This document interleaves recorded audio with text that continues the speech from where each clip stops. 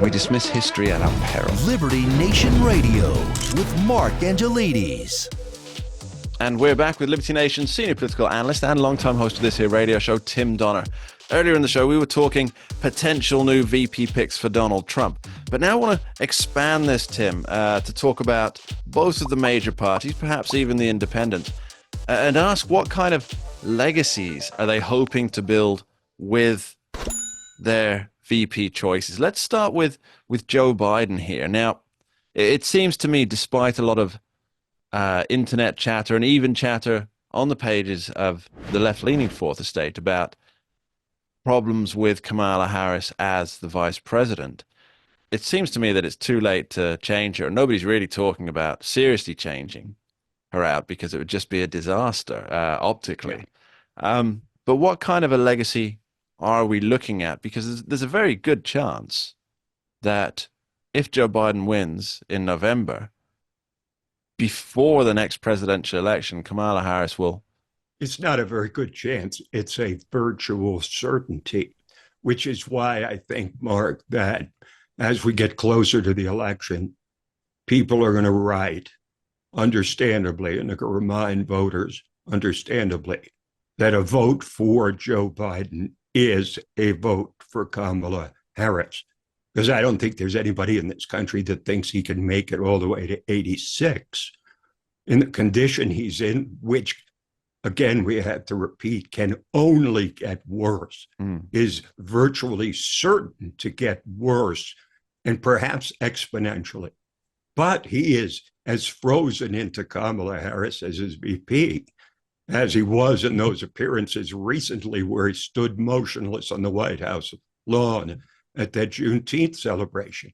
He's frozen into a wildly unpopular vice president. Now, last time, somebody could say, well, Kamala Harris was his insurance policy because while she fit all the racial and gender profiles and ideological profile, there wasn't a serious threat that Joe Biden couldn't make it through 4 years. It was a lot of speculation, but it wasn't a present reality. Kamala Harris as commander-in-chief, their legacy entirely pivots on what happens in this election. Joe Biden's been around 50 years in politics. His legacy will come down to this election. Donald Trump's been famous for decades. His legacy will come down to this election. For Joe Biden, if he loses this election, he will be a villain, higher than Hillary Clinton, probably even, for turning the presidency back over to Donald Trump. If he had quit after the midterms, Joe Biden would be a hero because he had taken down Trump once. They'd done well in the midterms, and then he could turn it over and say, I've done my job. Now it's time for the next generation of Gavin Newsom or Gretchen Whitmer or someone else. And for Donald Trump, you talk legacy. If he wins this election, he will have pulled off one of the most transformative political movements in American history. He will have changed the course of national politics for decades, generations, probably. If he loses, he will be someone that tore down the Republican Party by winning a fluke election once and then bringing the party low by losing the next two elections and turning the country over to the left. So he's got a huge pivot in his legacy, as well as Biden, depending on this election outcome. It's really a very real example of the weight of history weighing down on shoulders. Indeed. It does make you wonder who has the strength to bear that kind of pressure. And it seems to me that Donald Trump, in some ways, he thrives on that kind of pressure. He does, and in fact, this is true for both of the candidates, Donald Trump and Joe Biden. They both see themselves as significant historical figures. Joe Biden, perhaps because of his 5 decades in office, quite essentially rising from senator to vice president, and then coming back to oust the dreaded Donald Trump in his crowning victory, becoming president.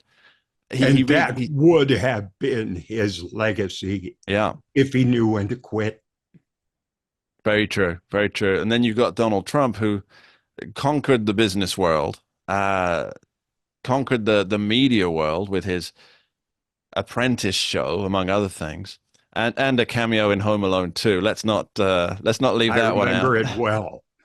I remember it well. And then he challenged for the Republican Party leadership as essentially what many people saw as a joke candidacy, with no other purpose than to boost his contract for the next season of The Apprentice.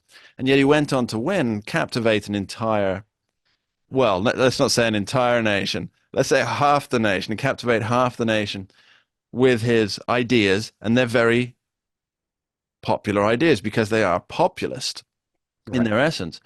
And he has the opportunity to either, as you say, be the person who won a fluke election and then brought the Republican Party low to more than a decade out of power, if that comes to be, or he changes the trajectory of one of the two leading parties in the entire country, and thereby changes the trajectory of the Democrat Party as well, because if he wins, they'll have no choice but to return to the center.